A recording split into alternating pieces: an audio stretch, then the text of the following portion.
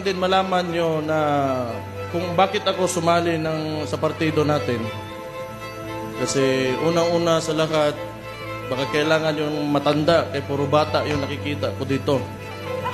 Nung narinig ko, nagsialisan yung mga membro ng PDP laban, inisip ko, I thought to myself, then this must be a good opportunity para sumali because it has been filtered.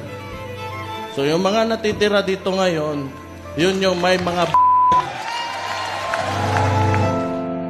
lahat ng partido except PDP.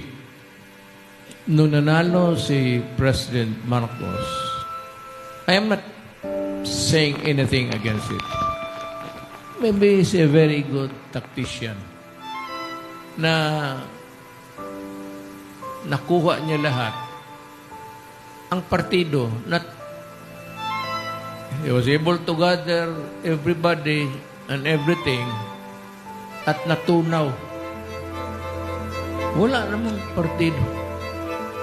Wala ka nang marinig na partido. No more. Except PDP. Ang PDP kasi hindi ito back up ng milyonaryo. Na totoo lang yan ang ano dyan.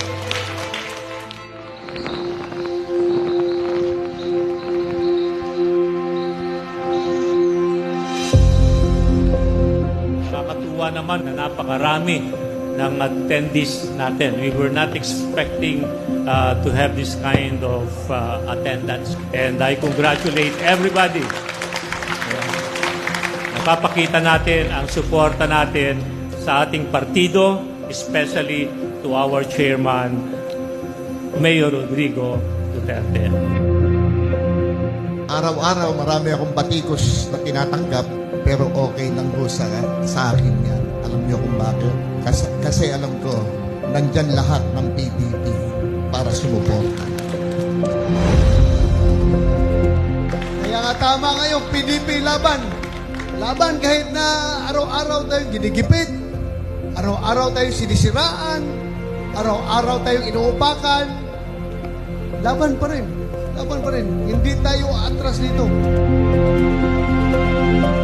Yung 2014 pa lang, kukunti pa lang yung sumasama, umiikot sa atin, kasama si then Mayor Rodrigo Duterte. Yung mga muka na naalala ko noon, yun pa rin yung muka na nandito pa rin ngayon, ha?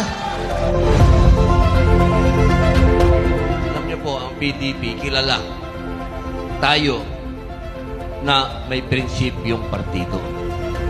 At kapag may prinsipyo ang partido, ibig sabihin lahat tayo dumating dito ng KKB.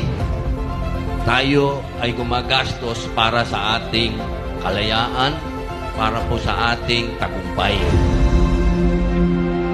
So as to bring honor and prestige to the party, and that I take this pledge without mental reservation or purpose of evasion. So help me God. Welcome and congratulations. Bilog ang mundo. Iikot ang mundo. Iikot ang mundo. Kaya yung mga tao na yan na nanggigipit sa atin ngayon, hindi man ugali ng tatak Duterte, hindi man tatak ng Duterte yung re-respect. Wala yan. Never yan. Since day one ng aking pagkakilala ng Duterte brand of leadership, hindi ko talaga naramdaman na ginagamit yung kanyang official capacity para risbakan yung kanyang mga political enemies. Never!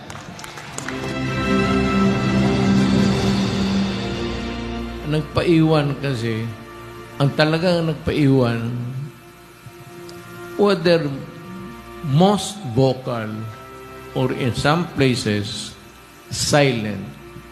Pero nandito pa rin sa opposition, ang PDP. Yan. Kayo na po ang humusga pagdating ng panahon. Yung ginawa ni Tatay Digong po ay para po sa kinabukasan ng ating mga anak.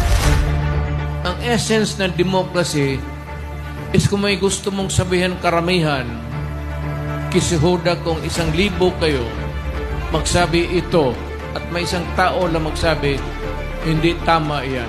That is democracy. But kung magsabi, that, hallelujah, that is dictatorship.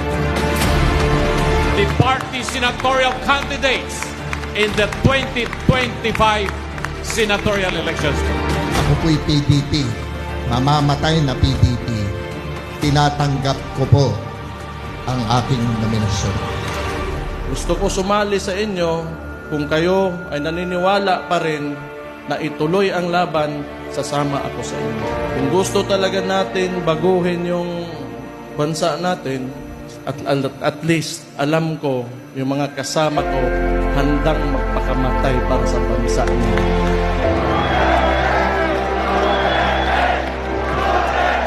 Kagaya ko na PDP ako, maraming nag-join.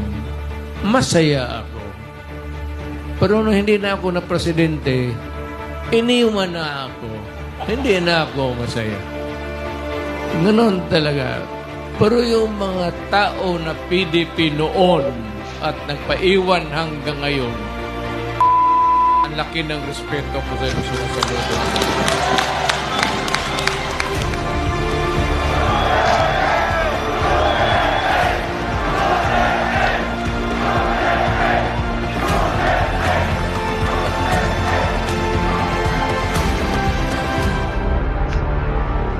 We will field candidates and we will support the PDP candidates.